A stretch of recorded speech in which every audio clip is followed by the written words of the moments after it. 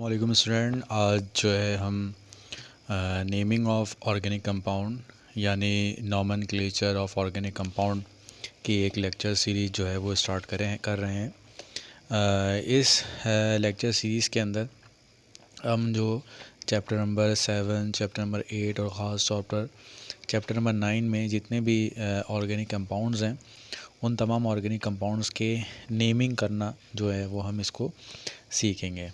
ठीक है।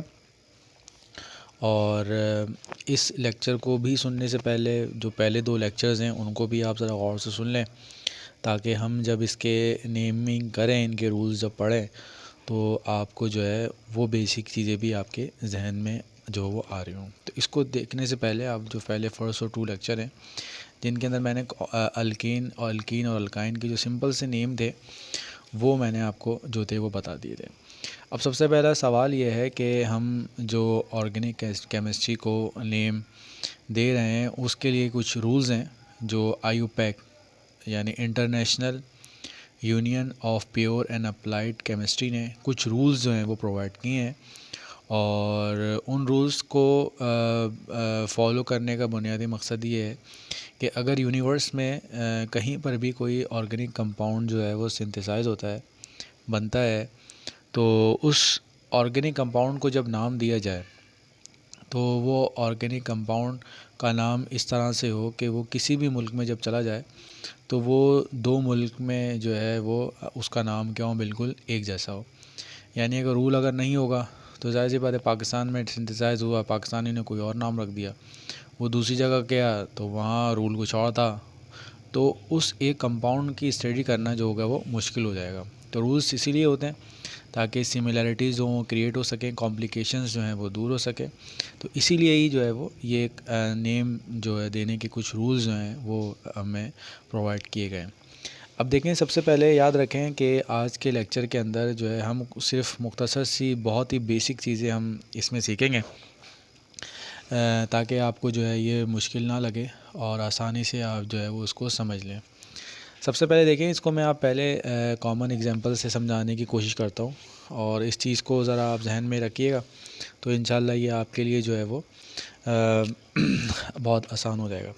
सबसे पहले देखें, जो मिसाल के तौर पर जब भी हम नाम लिखने के लिए जाते हैं किसी ऑर्गेनिक कंपाउंड का, तो जैसे मिसाल के तौर पर एक कंपाउंड हमारे पास ये कंपाउंड है और इस कंपाउंड में ये आपके पास ये कंपाउंड है और इस कंपाउंड में देखें कि हमारे पास जो है वो ये एक कॉम्प्लेक्स सा ये कंपाउंड हमें जो है वो नज़र आ रहा है। ये कंपाउंड है और आपको कहा गया कि भाई आप जो है इसका नाम जो है वो लिख के बता दें। तो इस कंपाउंड में देखें आपको बहुत सारी चीज़ें नज़र आ रही हैं। देखें इसके अंदर ये आपको Cl भी नज़र आ रहा है, ठीक है, ये आपको ये फंक्शनल ग्रुप भी नज़र आ रहा है, ठीक है, और इसमें बहुत सारे कार्बन भी नज़र आ रहे हैं, ठीक है, ये यहाँ पर भी अटैच हुआ हुआ नज़र आ रहा है। तो इसका मतलब ये है कि जब हम इसको नाम लिखने के लिए जाएंगे तो नाम लिखने का कोई ना कोई एक पैटर्न ज़रूर होगा। तो सबसे पहला स्टेप इसका ये है कि आपको वो पैटर्न पता होना चाहिए कि जब भी हम नाम लिखते हैं तो नाम लिखने में पैटर्न क्या होता है। सबसे पहले देखें, जैसे मिसाल के तौर पर अगर मैं यहाँ लिखूँ कि मेरा नाम है रिजवान अहमद और ख़ान, तो इसको मैं एक एनालॉजी से बता रहा हूँ ताकि ये आपके जहन में बैठ गया है कि जब भी आप किसी ऑर्गेनिक कंपाउंड का नाम लिखेंगे तो ऑर्गेनिक कंपाउंड के नाम लिखने में क्या क्या चीज़ें जो होंगी वो होंगी। सबसे पहले देखें, पहली चीज़ तो ये कि देखें ये अहमद जो है ये मेरे वालिद का नाम है, ठीक है। तो हमेशा याद रखें कि जो वालिद का नाम है ये आपका क्या कहलाता है, पेरेंट नेम कहलाता है, ठीक है। अच्छा, इससे पहले जो आपको ये रिजवान लिखा हुआ नज़र आ रहा है, ठीक है, अब ये पेरेंट चेन लिख दिया, ये पेरेंट मैंने लिख दिया, अब चेन आगे आएगी तो इसलिए मैंने आपको बताया। अब देखिए जो रिजवान है, ये रिजवान बुनियादी तौर पर आप कह सकते हैं कि ये आपके पास जो है आपकी सब्स्टिट्यूशन है, सब्स्टिट्यूशन कह सकते हैं इसको, या इसको आप क्या कह सकते हैं, ब्रांच कह सकते हैं, ठीक है, इसको हम क्या कह सकते हैं, ब्रांच कह सकते हैं। यानी पहले पेरेंट थे, पेरेंट के बाद जब उनके फैमिली बढ़ी तो वो उनकी क्या हो गई, ब्रांच हो गई या उनकी सब्स्टिट्यूशन हो गई। और आखिरी में जो नज़र आ रहा है ना, ये आपके पास बुनियादी तौर पर कोई भी जो कास्ट होती है वो उनकी जो है वो प्रॉपर्टीज़, उनकी चीज़ों को रिप्रेजेंट करती है। जैसे मिसाल के तौर पर अगर जो हमारे ख़ान हज़ात होते हैं बहुत ज़्यादा बहादुर होते हैं, तो बहादुरी उनकी एक कैरेक्टरिस्टिक होती है। तो इस कैरेक्टरिस्टिक को जो हमने नाम दिया है वो हमने, अब आपको पता है कैरेक्टरिस्टिक का मतलब क्या है, फंक्शनल ग्रुप। ठीक है, तो सबसे पहली चीज़ हमेशा अपने जहन में बिठाएं, जब भी आप नाम लिखने के लिए जाएंगे तो नाम लिखने में सबसे पहले तो आपको जो है वो पता होना चाहिए, जब भी सबसे पहले आप लिखेंगे वो आप ऑर्गेनिक केमिस्ट्री के नेम में ब्रांचिंग या सब्स्टिट्यूशन सबसे पहले लिखेंगे नाम लिखने में। नाम लिखने के बाद आपको पता है पेरेंट नेम आता है, तो उसके बाद हम लिखेंगे पेरेंट चेन। अब आपके फ़ौरन जहन में आएगा कि भाई ये सब्स्टिट्यूशन क्या होती है और ये पेरेंट चेन क्या होती है। इसके बाद मैं आपको डिटेल से, आज हमने सीखना ही यही है कि कोई भी एक कंपाउंड है तो उस कंपाउंड के अंदर जो है वो हमें कैसे पता लगेगा कि सब्स्टिट्यूशन कौन सी है और पेरेंट चेन कौन सी है, इसको हम जो है अभी सिर्फ डिटेल से पढ़ेंगे। और इसके बाद हमारे पास आ जाता है आखिर में फंक्शनल ग्रुप।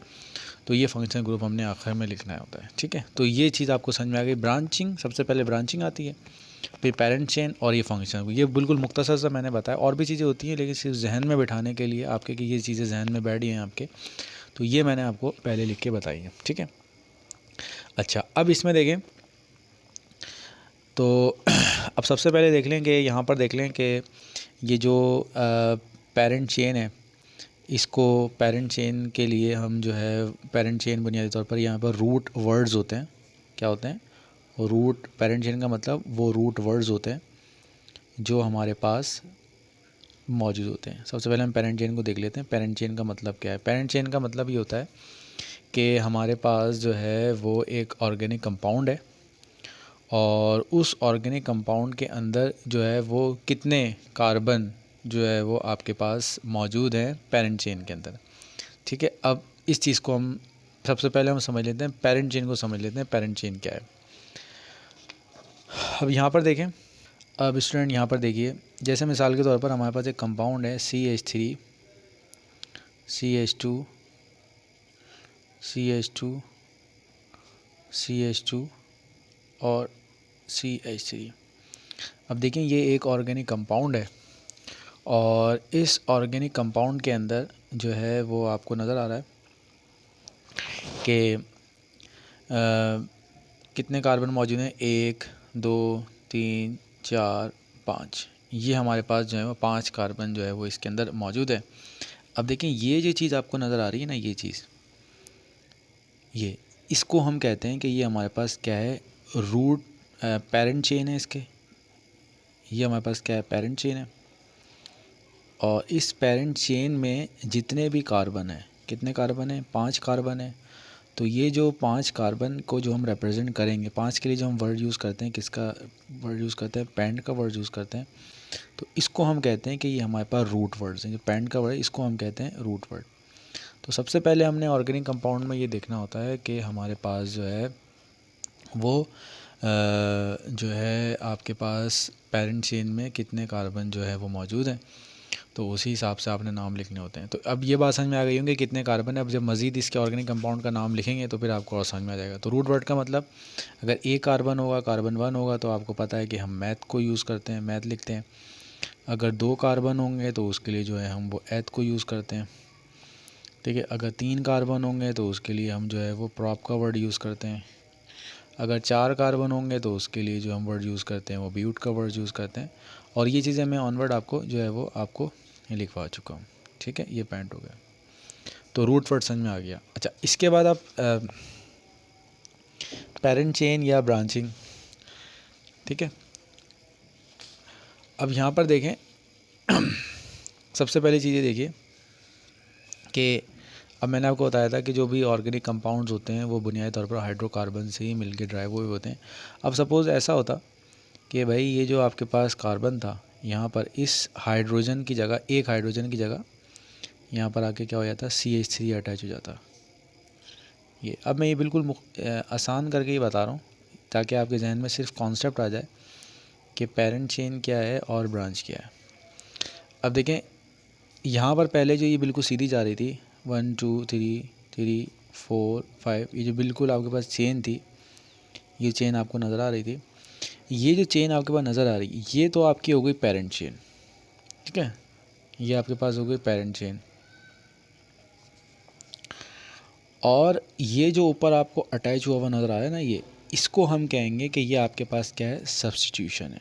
यानी सब्स्टिट्यूशन आप समझ में आ गया होगा कि जो बुनियादी रूट वर्ड्स हैं हमारे, 2 कार्बन है, 3 कार्बन है, 4 कार्बन है, 5 कार्बन है, 6 कार्बन है, उनमें जहाँ जहाँ कोई एक्स्ट्रा चीज़ आके अटैच होगी तो उसको हम कहेंगे कि ये हमारे पास क्या है, सब्स्टिट्यूशन है। ठीक है, ये आपको कॉन्सेप्ट क्लियर हो गया होगा। अब जैसे मिसाल के तौर पर अब एक कंपाउंड और देख लेते हैं। मैं सिर्फ आप हाइड्रोजन नहीं लगा रहा, इधर ही लगा रहा हूँ। देखिए ये 1 और ये 2 है, तो आपको देखें जाहिर से सीधा ही नज़र आ रहा है आपको, ये देखें बिल्कुल सीधा नज़र आ रहा है। ये तो हमारी क्या हो गई, पेरेंट चेन, ठीक है, और ये हमारे पास जो है पेरेंट चेन हो गई। और ये आपके पास यहाँ जो ये एक नज़र आ रहा है ये और ये, ठीक है, ये हमारे पास क्या हो गई, सब्स्टिट्यूशन हो गई। ठीक है, तो यहाँ तक आपको समझ में आना चाहिए। अब आगे हम मज़ीद इसके जब उनको सॉल्व करेंगे तो आपको और मज़ीद क्लियर होगा इसके बारे में। जब हम इनको रूल्स पढ़ेंगे तो रूल्स पढ़ने में आपको बिल्कुल क्लियर हो जाएगा कि पेरेंट चेन को आपने कैसे मालूम करना है और सब्स्टिट्यूशन को कैसे मालूम करना है। अब सबसे अहम चीज़ ये है कि आसान चीज़ ये है कि हमें जो है पता है कि कौन कौन सी सब्स्टिट्यूशन मौजूद हो सकती हैं। तो उन सब्स्टिट्यूशंस के जो है मैं आपको नाम लिख के बता देता हूँ। देखिए आमतौर पर जो एक सब्स्टिट्यूशन है वो आपके पास सब्स्टिट्यूशन होती है अल्काइल चेन की। ये मैंने आर के बारे में पहले ही बताया था आपको, आर अल्काइल चेन। आर का मतलब अगर CH3 है, ठीक है, CH3 एक आपके पास हो सकती है, तो ये आपके पास हम इसको कह देते हैं कि ये मिथाइल है, तो इसको मतलब। और आमतौर पे एक सब्स्टिट्यूशन आपको CH3 नज़र आएगी। अगर आपके पास क्या है, इथाइल है, तो आपके पास C2H5 अगर होगा तो आपको इथाइल। और मैक्सिमम ये 2 ही सब्स्टिट्यूशन होती हैं जो आमतौर पे आपको आसानी से अपने कंपाउंड में नज़र आए थे। और कोई ज़्यादा ही कोई अगर कॉम्प्लिकेट होगा तो ज़्यादा उसको प्रोपेन C3H7 प्रोपाइल वाली बहुत मुश्किल से कहीं आपको नज़र आ जाएगा। ज़्यादातर जो आपको 2 सब्स्टिट्यूशन ये आपको अल्काइल चेन वाली 2 आपको ये मिलेंगे।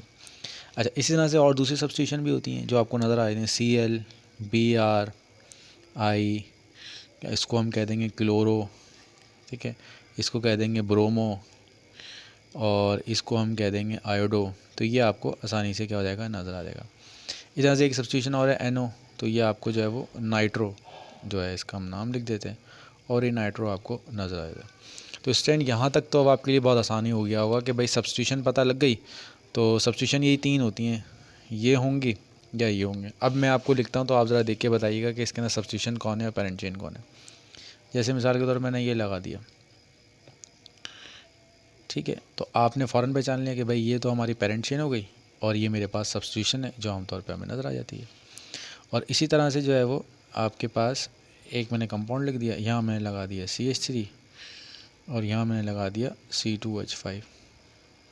तो ये आपको, ये भी मैंने बहुत सिंपल सा बनाया, इसमें और कॉम्प्लिकेशंस भी आएंगी, लेकिन अभी सिर्फ कॉन्सेप्ट देने के लिए कि भाई यहाँ पर ये पेरेंट चेन है। 2 चीज़ें होती हैं, पेरेंट चेन और सब्स्टिट्यूशंस, तो ये 2 होती हैं। ठीक है, जब रूल्स पढ़ेंगे तो बाकी आपको चीज़ क्लियर हो गई। तो यहाँ तक स्टूडेंट आपको समझ में आ गया होगा कि हमारे पास जो है वो पेरेंट चेन क्या होती है, पेरेंट चेन, सब्स्टिट्यूशन और फंक्शन ग्रुप तो आपको पता ही है। फंक्शन ग्रुप कौन कौन से पढ़ के आए हम, जो है वो अल्कोहल को पढ़ के आए, तो वो OH हो सकता है, ठीक है, OH हो सकता है, उसमें एल्डिहाइड हो सकता है। फंक्शन ग्रुप अगर आपने पढ़ना है तो आप जो है इसकी वीडियो देख लीजिए। कीटोन हो सकता है कि दोनों जगह क्या हो आपके पास R हो, आपके पास कार्बोक्सिलिक एसिड हो सकता है,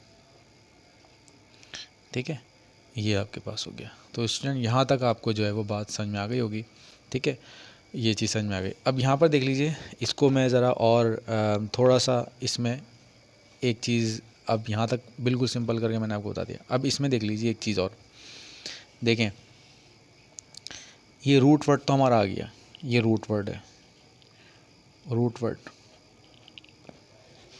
ठीक है। अब देखिए रूट वर्ड से पहले, यानी ये रूट वर्ड, ये पेरेंट चेन या रूट वर्ड से जो पहले उसको हम कहते हैं प्रीफिक्स। जो रूट वर्ड से पहले होता है उसको हम क्या कहते हैं, प्रीफिक्स। जो क्या हो रूट वर्ड से पहले हो, और जो रूट वर्ड के बाद हो, यानी जो नाम से पहले है, प्री मतलब पहले, और सफिक्स का मतलब जो क्या हो आपके पास बाद में हो, ठीक है। अब देखें जो प्रीफिक्स है ना, ये हमारे पास दो किस्म के होते हैं। प्रीफिक्स हमारे पास कौन कौन से होते हैं? एक होता है सेकंड डिग्री और फर्स्ट डिग्री। अब जो सेकंड डिग्री होता है ना, तो सेकंड डिग्री आमतौर पर हमारे पास जो होते हैं वो सब्स्टिट्यूट होते हैं। क्या होते हैं आपके पास? सब्स्टिट्यूशंस ही होती हैं, जो मैंने आपको यहाँ पे लिख के बता दिया। ठीक है, ये बिल्कुल भी सब्स्टिट्यूट। अच्छा, जो 1 डिग्री होता है, 1 डिग्री में आमतौर पे अगर कोई कंपाउंड साइकिल के अंदर होगा, ठीक है, साइकिल में होगा, तो उसके लिए हम वर्ड यूज़ कर लेते हैं साइक्लो का। तो इसका मतलब जब नाम लिखने जाएंगे तो सबसे पहले सब्स्टिट्यूशन का नाम लिखेंगे अगर कोई सब्स्टिट्यूशन है, और अगर साइकिल में है यानी रिंग में मौजूद है तो आप साइकिल लगा देंगे। ठीक है, उसके बाद जब जाएंगे वो तो रूट वर्ड आप लिख लेंगे। रूट वर्ड आपको बता दिया कि 1 कार्बन है, 2 कार्बन है, 3 कार्बन। अच्छा, अब इसी तरह से ये जो आपके पास सफिक्स हैं, ये सफिक्स भी जो हैं वो 2 किस्म के हैं। एक आपके पास 1 डिग्री है और दूसरा आपके पास सेकंड डिग्री है। अब देखें सेकंड डिग्री तो वही है, ये आपके पास क्या होना चाहिए? फंक्शनल ग्रुप आएगा। फंक्शनल ग्रुप ओल है या है। और ये जो 1 डिग्री है, 1 डिग्री में बुनियादी तौर पर आपको ये बताता है कि आपके पास बॉन्ड बताता है। अगर सिंगल बॉन्ड है तो यहाँ पर एन यूज़ होता है। ठीक है, अगर डबल बॉन्ड है तो यहाँ पर क्या यूज़ होता है? इन यूज़ होता है। और अगर ट्रिपल बॉन्ड है तो यहाँ पर क्या होता है? आयन यूज़ होता है। तो स्टूडेंट यहाँ से ये फार्मूला हमारा बुनियादी तौर पर बन गया। पहले मैंने आपको ये पूरा डायरेक्ट इसलिए दिखाया था ताकि ये आपके कॉम्प्लिकेशन हो। यहाँ से हमने शुरू किया। सबसे पहले पेरेंट चेन होती है, पेरेंट चेन से पहले जो है वो सब्स्टिट्यूशन होती है, और सब्स्टिट्यूशन होती है, और यहाँ पर हमें फंक्शन ग्रुप होती है। यहाँ तक आपकी चीज़ जहन में बैठ गई। पेरेंट चेन से क्या मुराद है? पेरेंट चेन मैंने निकालना बता दी, जिसमें जितने ही मैक्सिमम नंबर ऑफ़ कार्बन्स हैं। ठीक है, लॉन्गेस्ट जो है वो रूट वर्ड ये आ गया। ठीक है, फिर फंक्शनल ग्रुप, और फिर यहाँ पर सब्स्टिट्यूशन। ठीक है, ये भी मैंने आपको बता दिया। इसके बाद फिर मैंने आपको ये बताया कि हमारे पास ये जो पेरेंट से पहले होता है उसको हम कहते हैं प्रीफिक्स। प्री माने पहले और सफिक्स बाद। प्रीफिक्स 2 किस्म के होते हैं, एक सेकंड डिग्री और फर्स्ट डिग्री। अब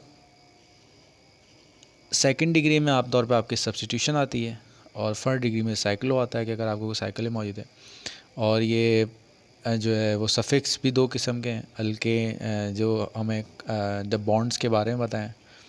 ठीक है, और ये आपके पास जो है वो फंक्शनल ग्रुप है। अब स्टूडेंट यहाँ तक जो चीज़ है ना, ये अगर आपको ये चीज़ अभी समझ में नहीं आई कि ये क्या है, अब जब हम इसका नाम लिखेंगे तब ये चीज़ आपके जहन में बैठ जाए। अभी सिर्फ आपने ये जो मैंने आपको बताया था कि नाम लिखने में ये चीज़ें होती हैं, ये 3 चीज़ें होती हैं। तो ये बुनियादी तौर पर पोजीशंस हैं कि जब आप नाम लिखने के लिए जा रही हैं, कॉम्प्लिकेशन सा नाम है। अब देखें, अब आ जाएँ। अब इस कंपाउंड का मैंने नाम लिखना है, तो सबसे पहले मैं देखूंगा सब्स्टिट्यूशन कौन कौन सी हैं। तो देखें, एक सब्स्टिट्यूशन ये है और एक सब्स्टिट्यूशन ये है, यानी इन दोनों का जो नाम होगा वो मैं सबसे पहले लिखूंगा। तो इसका मतलब ये आ जाएगा यहाँ पर। ठीक है, अब वो क्या होगा हम आगे देखेंगे। अब ये साइकिल में तो नहीं है, साइकिल में नहीं है, तो हम इसको जो है वो नहीं लिखेंगे। इसके बाद आ गया रूट वर्ड में देख लें कितने कार्बन है, 1 2 3 4 5 6, तो वो आप हेक्सा देगा। इसके बाद देखेंगे कि इसमें जो है वो डबल बॉन्ड, सिंगल बॉन्ड है, डबल बॉन्ड है या ट्रिपल बॉन्ड है। तो उसमें जो है वो डबल बॉन्ड यहाँ पर मौजूद है, तो हम यहाँ क्या यूज़ करेंगे? इन यूज़ करेंगे। और यहाँ पर फंक्शनल ग्रुप है या नहीं है, तो ये आपके पास फंक्शनल ग्रुप कार्बोक्सिलिक है, तो कार्बोक्सिलिक को जैसे अब नाम लिखेंगे तो यह। तो सन यहाँ तक हमने ये सीखा है कि आपको जब भी किसी ऑर्गेनिक कंपाउंड का नाम लिखना है तो उसके बहुत सारे हिस्से होंगे। ठीक है, तो 3 हिस्से बुनियादी तौर पर याद रखें। एक पेरेंट चेन का होता है, एक सब्स्टिट्यूशन का होता है, और एक फंक्शनल ग्रुप का होता है। और इसका पूरा मैंने आपको ये फार्मूला बता दिया। अब इस फार्मूले को हम अप्लाई करेंगे। जब हम इसको अप्लाई करेंगे तो इंशाल्लाह आपको जितने भी डाउट्स होंगे वो आपके क्लियर हो जाएंगे। अब हम इनके रूल्स की तरफ जा रहे हैं। वो कौन से रूल्स हैं जो हम इन ऑर्गेनिक केमिस्ट्री के नेम्स को लिखने के लिए क्या करते हैं, यूज़ करते हैं। और वो जो रूल्स हैं वो हमें IUPAC ने, यानी international union of pure and applied chemistry ने ये रूल्स हमें क्या करें, प्रोवाइड किए हैं। अब स्टूडेंट देखें, इसका जो सबसे पहला रूल है वो ये है कि सिलेक्ट द लॉन्गेस्ट चेन। आपने क्या करना है कि इसके अंदर हमने लॉन्गेस्ट चेन को क्या करना है, सिलेक्ट करना है। ठीक है, और ये लॉन्गेस्ट चेन जो है एक कंटिन्यूस जो है वो चेन होनी चाहिए। क्या होनी चाहिए? कंटिन्यूस होनी चाहिए। ठीक है, अच्छा, अब सबसे पहले कंटिन्यूस क्या है, क्या मतलब है इसका, ये अब जब मैं आगे इसका स्ट्रक्चर ड्रॉ करूँगा तो आपको समझ में आएगा। सबसे पहले देखें, ये बहुत सिंपल सा कंपाउंड है, ताकि बहुत सिंपल सा इसलिए लिखा है ताकि आपको ये चीज़ें जो हैं वो आसानी से आपके जहन में बैठती रहें, ठीक है। अब देखें, लॉन्गेस्ट चेन सेलेक्ट करने का तरीका ये होता है कि आप एक कोने से शुरू करें। कोशिश ये होती है कि हम एक कोने से स्टार्ट करें और दूसरे कोने पे जाके उसको क्या कर दें, एंड करें। जैसे अब फ़र्ज़ करें मैंने यहाँ से स्टार्ट किया 1 2 3 और ये आपके पास क्या हो गया, 4 हो गया। तो अब यहाँ पर देखें, इस चेन में जब मैं गया, ऐसे जब गया, तो ये जो आपको नज़र आ रहा है वो आपके पास क्या है, ये एक चेन आ गई है, ठीक है। अब ये सही है या गलत है इसके बारे में अभी हमें कुछ नहीं पता, क्योंकि हमने अभी यहाँ से स्टार्ट किया था और यहाँ से स्टार्ट करने में हुआ ये कि हमें 1 2 3 4 कार्बन मिल गए। अब हमें ही नहीं पता कि हम अगर जो है वो, जैसे मिसाल के तौर पर मैं कहूँ कि आप एक ऐसे रास्ते से जाएं जो सबसे लंबा हो, ठीक है, तो अब आप पॉसिबल रास्ते जो हैं बनाने की कोशिश करेंगे। अब इसके बाद देखें, अब स्टूडेंट देखें ये कंपाउंड, अब मैं तो यहाँ से तो सीधा चला गया था। अब मुझे डाउट हुआ कि हो सकता है कि भाई मैं कोई ऐसा रास्ता अडॉप्ट करूँ कि जिसमें जो है वो और कार्बन मिल गया। तो मैंने यहाँ से 1 2 और मैं यहाँ से चला गया 3। तो यहाँ से जब मैं गया तो मैंने क्या कहा था, कंटिन्यूस होना चाहिए। कंटिन्यू होने का मतलब मैं यहाँ से गया और यहाँ तक, अब मैं वापसी नहीं आ सकता। यहाँ से गया, मेरा रास्ता जो है एंड हो गया। अब वापसी करनी कि मैं यहाँ से आया और यहाँ से आने फिर चक्कर ले, एक दफ़ा जब चले गए जहाँ चले गए वापसी नहीं है, वही आपकी सबसे लॉन्गेस्ट चेन, वही आपकी कंटिन्यूस चेन है। तो इस कंटिन्यूस चेन में आपको नज़र आ रहा है कि यहाँ पे 3 कार्बन है।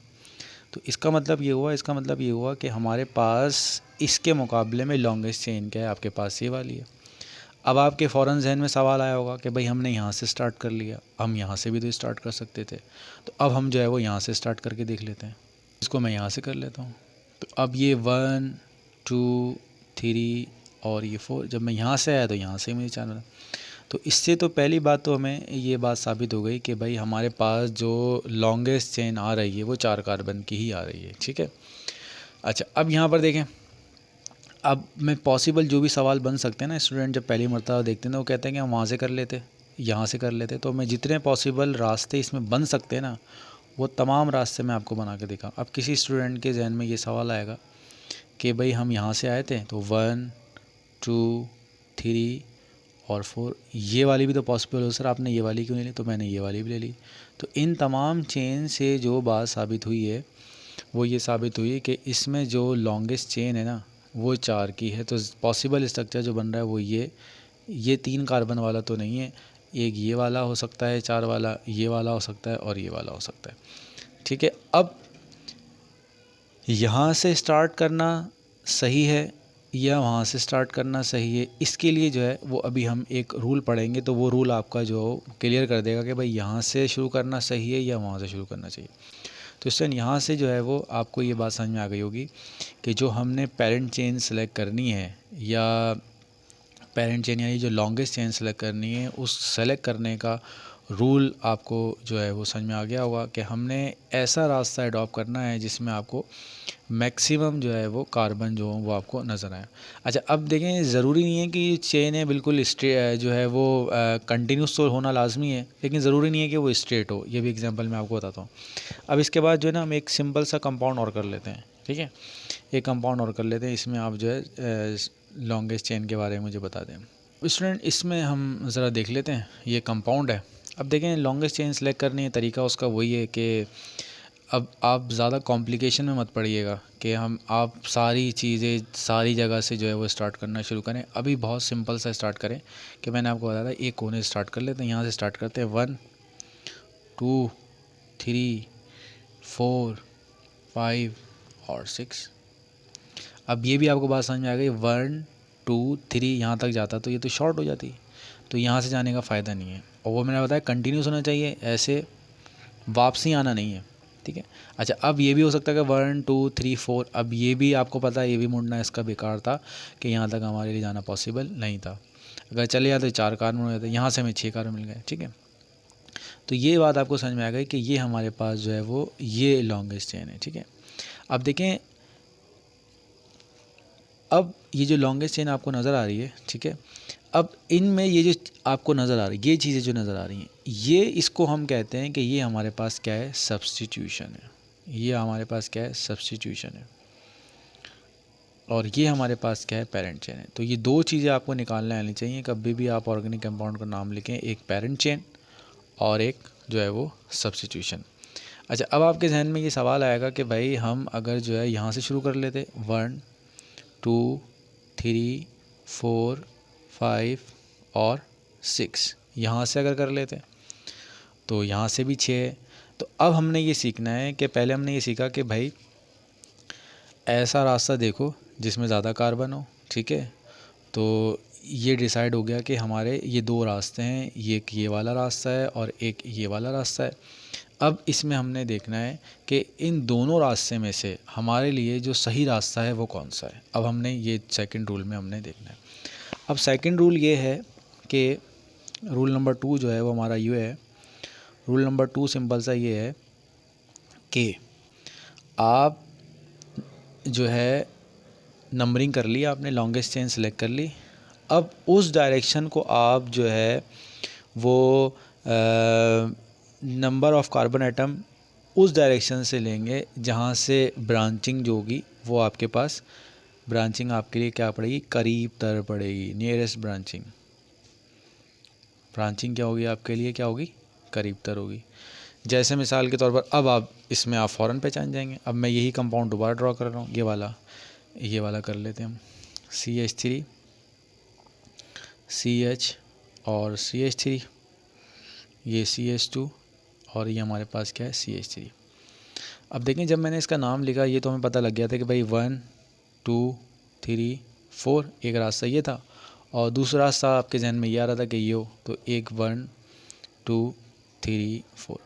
अब दोनों में पेरेंट चेन हमारे पास ये हो गया, ठीक है।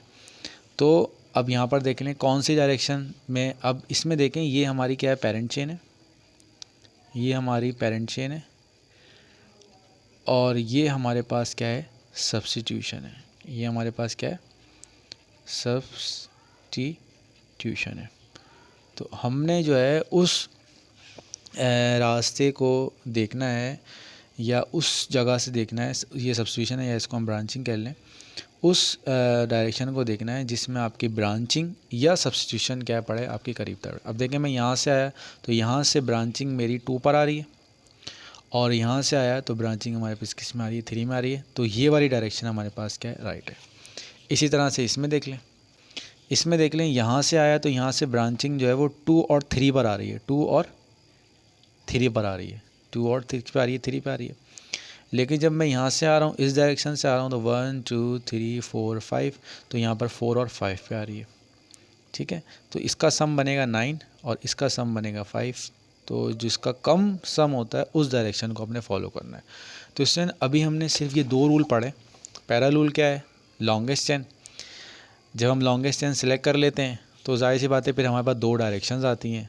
जितनी भी डायरेक्शंस आ जाएं तो उस डायरेक्शन को हम ज़्यादा प्रेफर करते हैं जिस डायरेक्शन में हमारे पास जो है वो ब्रांचिंग जो वो करीब हो, ठीक है। अब हम जो है वो इसका नाम लिखने की अब हम जो है कंपाउंड्स के नेम की तरफ आ जाते हैं। अब हम इसके कंपाउंड के नेम लिखते हैं। अब स्टूडेंट यहाँ पर देख लेते हैं, अभी हम ये इसकी नंबरिंग करके हैं, दोबारा बताने की ज़रूरत नहीं। यहाँ से स्टार्ट किया 1 2 3 4, 2 डायरेक्शन थी, ये वाली भी थी और ये वाली भी थी। इस डायरेक्शन से आएंगे तो ये जो हमारे पास सब्स्टिट्यूशन है, ये सब्स्टिट्यूशन हमारे पास जो है वो किस पे आ रही है, दूसरी पोजीशन पे आ रही है और यहाँ से सब्स्टिट्यूशन 3 पे आएगी। तो हमने जो प्रेफरेंस दी है वो यहाँ से दी। अब हम अपने फार्मूले की तरफ आ जाते हैं, जो अपना फार्मूला था जो मैंने आपको बता के दिया था। फार्मूले में देखें सबसे पहली जो चीज़ है वो क्या है, ये फार्मूला। अब जिसको ये फार्मूला समझ में नहीं आया था, अब इसमें देख लें। सबसे पहले आपने जब भी नाम में लिखना होता है सब्स्टिट्यूशन या ब्रांचिंग देखनी होती है। तो यहाँ पर देख लें हमारे पास जो सब्स्टिट्यूशन है वो CH3 है। बात समझ में गई, क्या है आपके पास, सब्स्टिट्यूशन है। तो यहाँ पे सब्स्टिट्यूशन क्या है, CH3 है और उस CH3 का जो नाम है वो क्या है, मिथाइल है। तो यहाँ पर आ जाएगा methyl with their position. Methyl कौन सी पोजीशन के ऊपर है, 2 पोजीशन के ऊपर है। तो यहाँ हम लिख देंगे 2 मिथाइल, यहाँ पर आ जाएगा 2 मिथाइल। यहाँ तक बात समझ में, ये आ गया आपका 2 मिथाइल। नंबर और अल्फ़ाबेट को सेपरेट करने के लिए हम जो है यहाँ पर ये लगा देते हैं, ठीक है। यहाँ तक बात समझ में। इसके बाद देखें जो नेक्स्ट चीज़ थी, ये फार्मूला ध्यान में रखें, आपको कभी कोई प्रॉब्लम नहीं होगी। अब यहाँ पर देखें साइक्लो, ये कंपाउंड साइक्लो नहीं था। क्लासिफिकेशन ऑफ कंपाउंड मैंने बताया था, ये कंपाउंड साइक्लो नहीं था। तो इसका मतलब यहाँ साइक्लो लगाने की ज़रूरत नहीं है। यही अगर साइकिल में होता तो फिर हम साइक्लो भी लगा देते हैं। इसके बाद हमारे पास रूट वर्ड का मतलब मैंने बताया था, रूट वर्ड का मतलब होता है पेरेंट चेन में कितने कार्बन है। तो हम ये मालूम कर चुके हैं, ये हमारी क्या थी, ब्रांचिंग थी। मैंने आपको बताया था ये हमारी ब्रांचिंग है और ये हमारे पास क्या है, पेरेंट चेन है। ये हमारे पास क्या है, पेरेंट चेन है। और पेरेंट चेन में देख लें कि कितने कार्बन है, जितने कार्बन होंगे वो हमारे रूट वर्ड कहलाएंगे।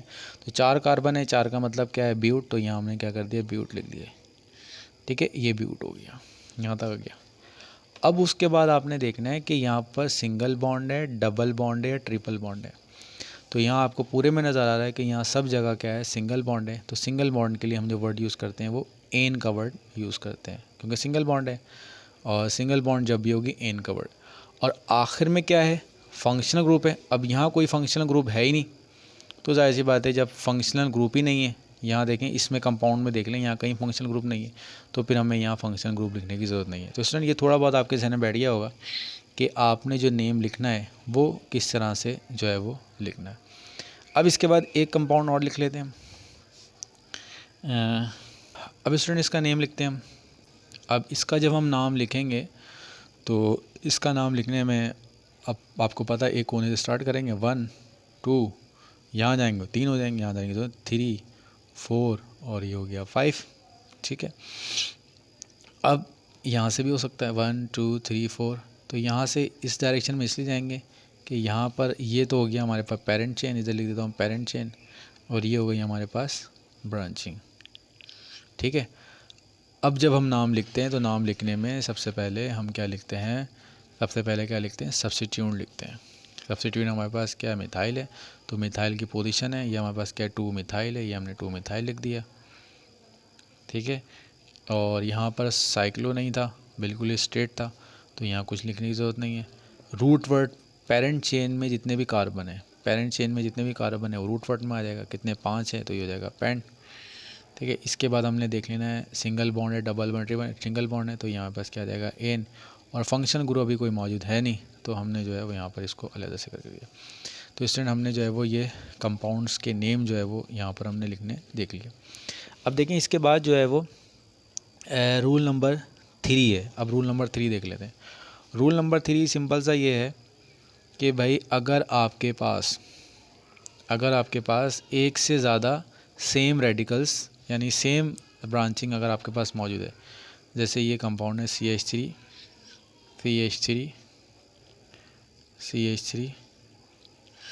और ये CH3,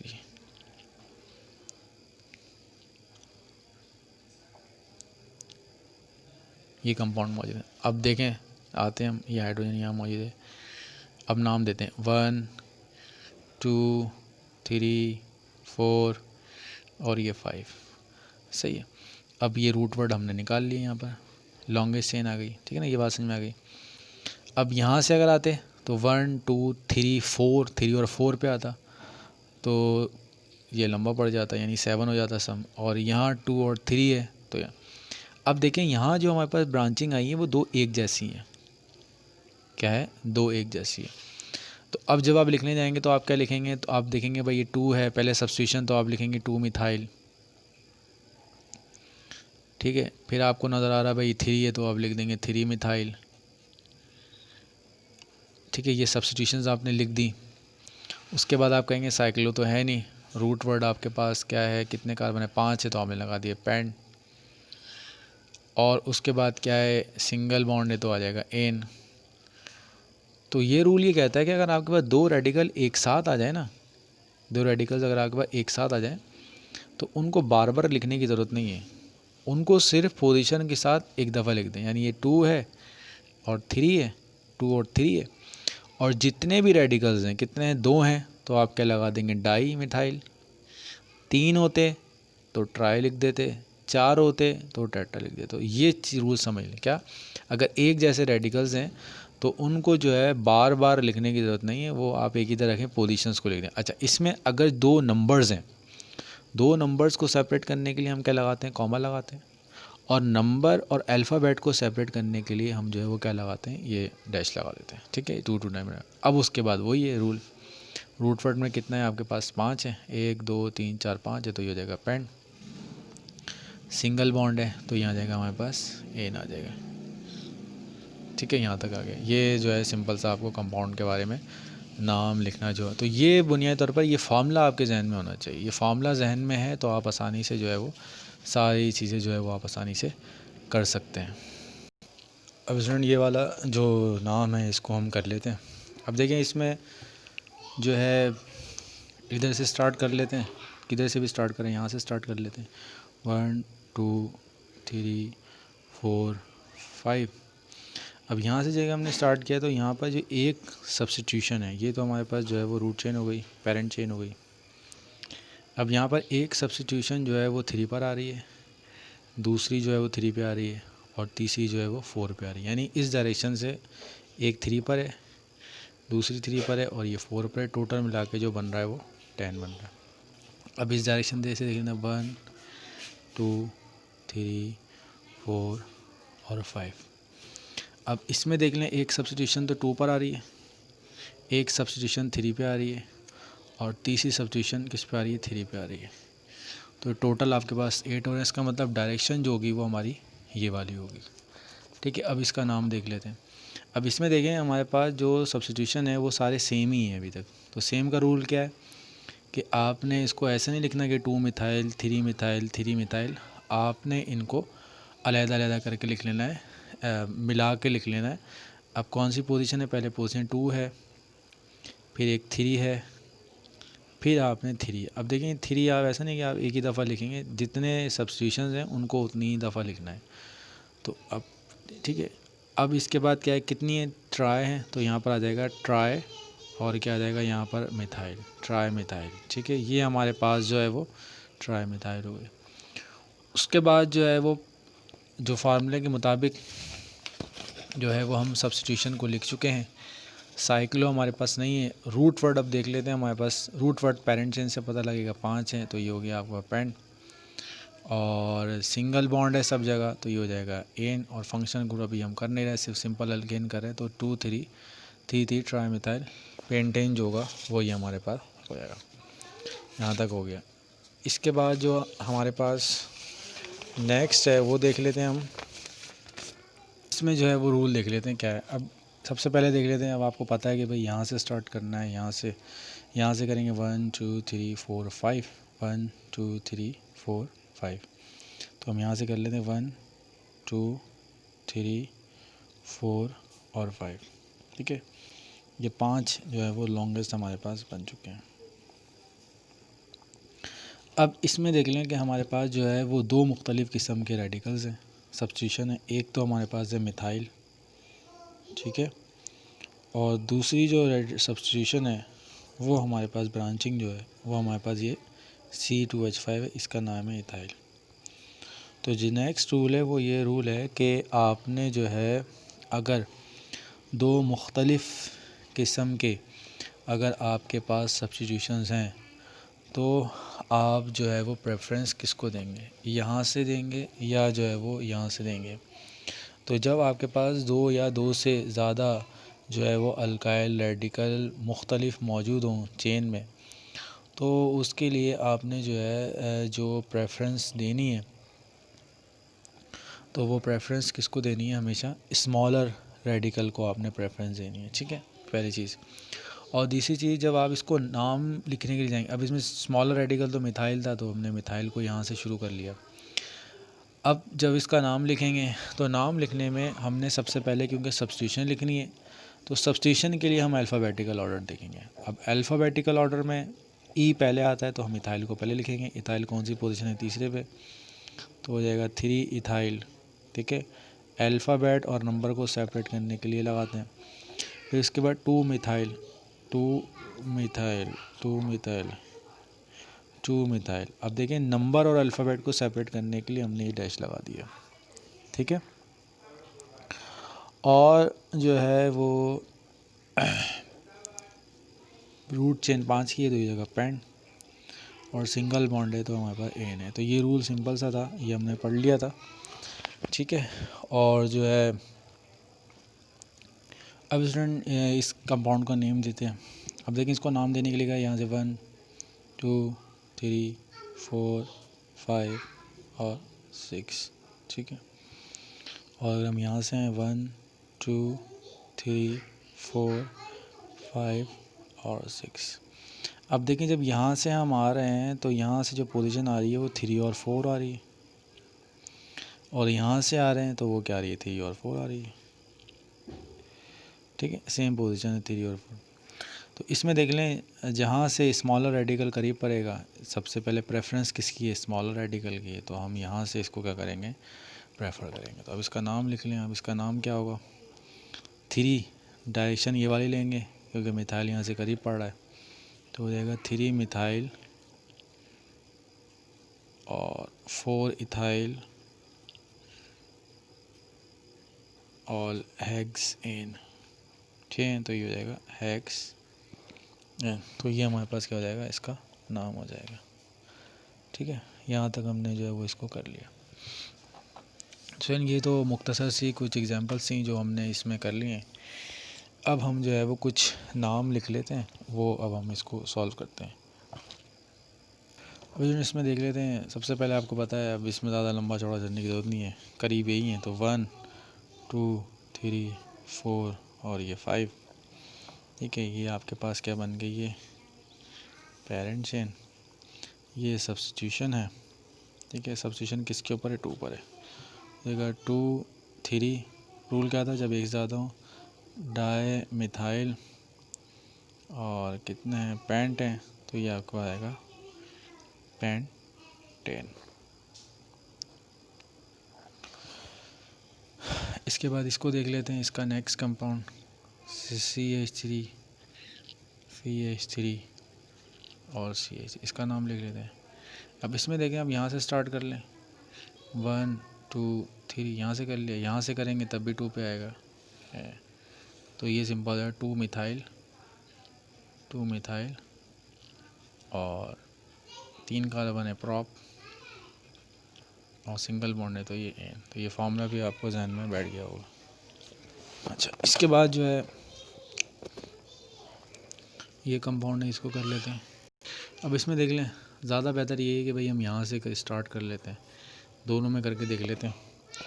तो हम जो है वो यहाँ से करके देखते हैं, 1 2 3 4 और 5, ये 5 आपका बन गया है।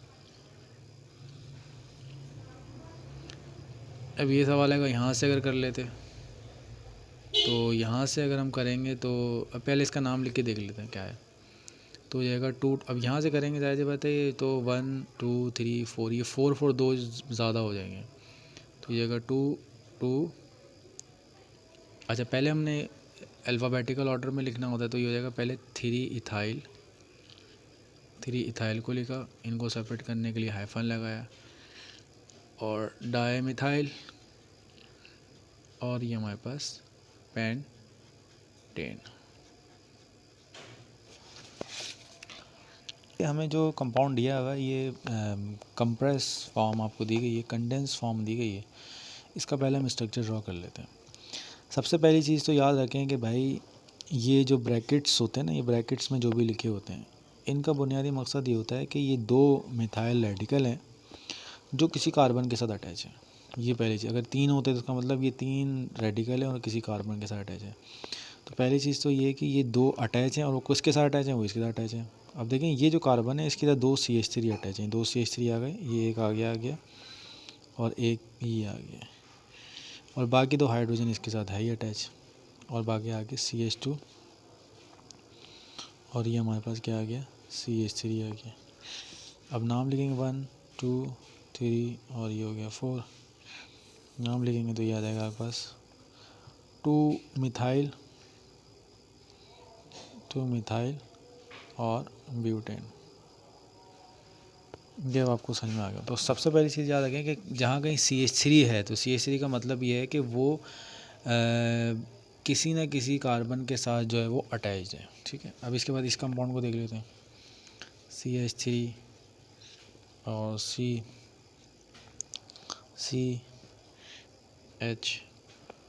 और CH3 और CH2 और CH3।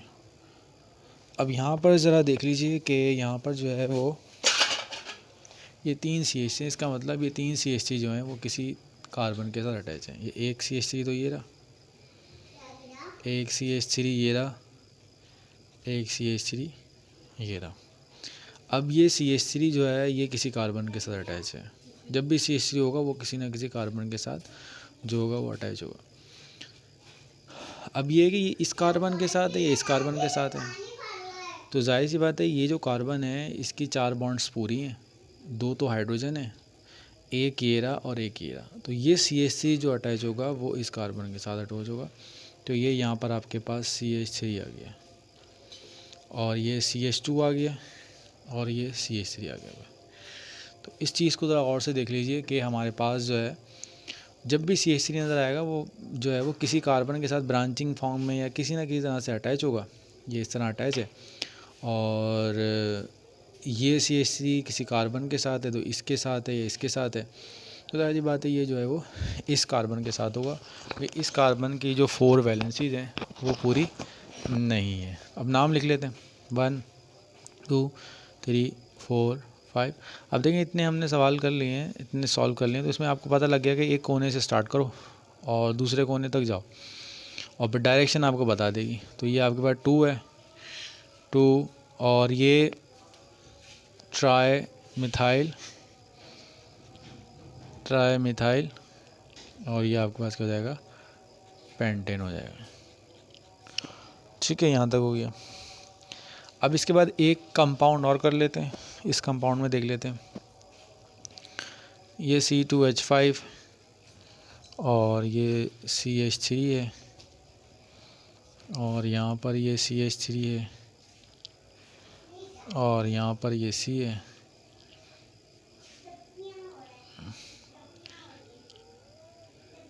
CH और CH3 है। इसको ज़रा खोल के लिख लेते हैं। अब देखें C2H5 का मतलब ये है कि ये CH3 और CH2 है। ये C2H5 का मतलब, ये खोल लिया हमने इसको, फिर ये हमने CH3 ऐसे लिख लिया, फिर ये CH3 यहाँ पे लिख लिया और मैंने आपको बताया इसका मतलब ये किसी कार्बन के साथ अटैच है, तो एक यहाँ पर आ गया। अब इसको आप कैसे भी लिख सकते हैं, वो मर्ज़ी है आपकी, इसको चाहे वैसे लिख दें कि आप कहेंगे ये वाला नीचे आता, ये तो बात एक ही है। अब देखें, अब आपको नज़र आ रहा होगा कि ज़्यादा बेहतर इसको कहाँ से जो है वो करना शुरू करना है, वो ज़्यादा बेहतर यहाँ से शुरू करना आपको लग रहा है, हमें लग रहा है कि 1 2 3 4 5 और 6। तो यहाँ से देख लें, एक तो 2 पर आ रहा है, एक 3 पर आ रहा है और एक आपको किस पे आ रहा है, 4 पर आ रहा है।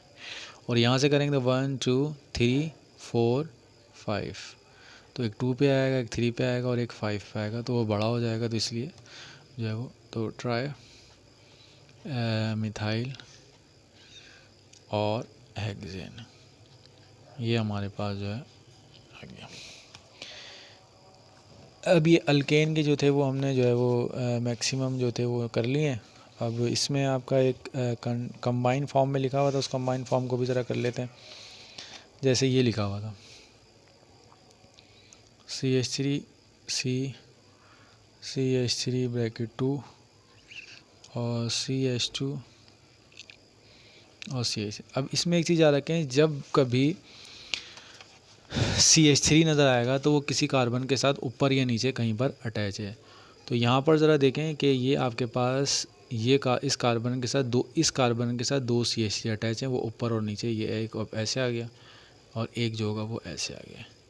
ठीक है, अब जहाँ कहीं भी CH2 होता है, CH2 स्ट्रेट चेन में होता है, CH2 और CH2, ये चीज़ हमेशा याद रखें।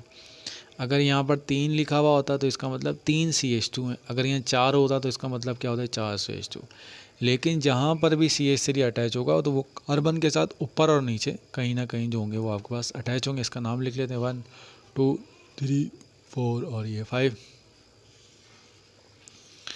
ये यहाँ पर आ गया, तो ये हो जाएगा 2 डाई मिथाइल और पेंटेन।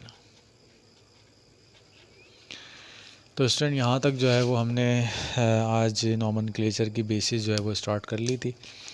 इसमें सबसे पहली चीज़ याद रखें कि जब भी आप नाम लिखेंगे तो नाम लिखने में ये आप थोड़ा सा रिकैप करवा देता हूँ इसको। कंपाउंड के अंदर बहुत सारी चीज़ें होती हैं। इसमें जो है वो सब्स्टिट्यूशंस होती हैं, फंक्शनल ग्रुप हो रहा है, पेरेंट चेन होता है, नाम लिखने के लिए पोजीशंस आपको पता होना चाहिए। तो सबसे पहले याद रखें, जब भी कभी नाम लिखते हैं तो हमेशा जो पेरेंट होता है उसका नाम आखिर में आता है, और जो आपकी कास्ट होती है यानी जो फंक्शन है, जो करेक्टरिस्टिक हैं वो आखिर में आती हैं। और आप क्योंकि पेरेंट की सब्स्टिट्यूशन है या ब्रांचिंग है, ब्रांच है यानी ब्रांच है या सब्स्टिट्यूशन है वो बाद में चल रही है, तो ब्रांचिंग हमेशा पहले आती है। ठीक है, पेरेंट चेन का मैंने बता दिया आपको कि जो मैक्सिमम कार्बन्स आ सकते हैं वो आपके पास पेरेंट चेन कहलाते हैं। जिन्हें पेरेंट चेन में जितने भी कार्बन होते हैं उन्हें हम रूट वर्ड्स कहते हैं। तो जितने कार्बन हैं तो उन कार्बन के हिसाब से आप उसमें लिख सकते हैं। अच्छा, सब्स्टिट्यूशंस जो मैक्सिमम हो सकती हैं वो यही हैं, मैक्सिमम जो भी होती हैं वो यही 2 होती हैं, कभी 3 नज़र आ जाता है, और ये क्लोरो ब्रोमाइड हो। ठीक है, इसके बाद मैंने आपको ये सिर्फ 3 शुरू में आपके सिर्फ जहन में बैठ गया है कि 3 चीज़ें होती हैं, एक होता है पेरेंट चेन, एक होती है सब्स्टिट्यूशन, एक होता है फंक्शनल ग्रुप। ठीक है, पेरेंट से पहले उसको प्रीफिक्स कहते हैं, पेरेंट के बाद उसको सफिक्स कहते हैं। तो ये प्रीफिक्स आ गया और ये सफिक्स आ गया। प्रीफिक्स 2 होते हैं, प्राइमरी और सेकेंडरी, और सेकेंडरी का मतलब सब्स्टिट्यूशन है, बिल्कुल वही फार्मूला बन गया। आप देखेंगे सब्स्टिट्यूशन आ गया, ये सब्स्टिट्यूशन आ गई। और सफिक्स 2 होते हैं। सफिक्स में आपके पास जो है वो प्राइमरी और सेकेंडरी होती है। प्राइमरी में डबल बॉन्ड या ट्रिपल बॉन्ड या डबल बॉन्ड ट्रिपल बॉन्ड, और ये फंक्शन, ये फार्मूला आपको याद होगा, और ये फार्मूला मैंने आपको अप्लाई करके भी बता दिया है। इंशाल्लाह उम्मीद है कि स्टूडेंट आप लोगों को जो है ये लेक्चर जो है समझ में आएगा। इसको बार बार देखें शुरू वाला पार्ट, तो इंशाल्लाह ये आपके लिए आसानी से क्रिएट करेगा। अब इंशाल्लाह नेक्स्ट क्लास में हम जो है वो अल्कीन और अल्काइंस के जो होंगे वो नॉमेनक्लेचर्स करेंगे।